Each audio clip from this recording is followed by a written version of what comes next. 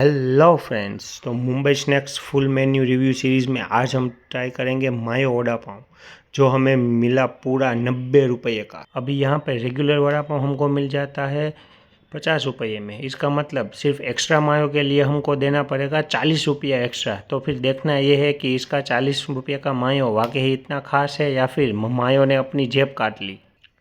अब क्वांटिटी की बात करें तो साइज़ इसका एकदम रेगुलर वड़ा पाव के जितना ही है, मतलब हमको मिलता है सिर्फ एक्स्ट्रा मायो। तो 90 रुपये के हिसाब से मैं इसको दूंगा क्वांटिटी में 6/10।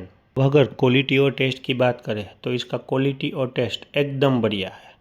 अगर आपको मायोनीज़ पसंद है तो आपको ये वड़ा पाव बहुत अच्छा लगेगा, लेकिन अगर आपको रेगुलर वड़ा पाव का टेस्ट अच्छा लगता है तो ये जो इसमें मायोनीज़ आता है वो वड़ा पाव के टेस्ट को थोड़ा दबा देता है। तो हमारी फाइनल रेटिंग कुछ इस तरह से है। क्वांटिटी के लिए 6/10, क्वालिटी के लिए 9/10 और वैल्यू फॉर मनी के लिए 6/10। अब आप बताओ, क्या आप 90 रुपये में मायो वड़ा पाव ट्राई करोगे? कमेंट में ज़रूर बताएं।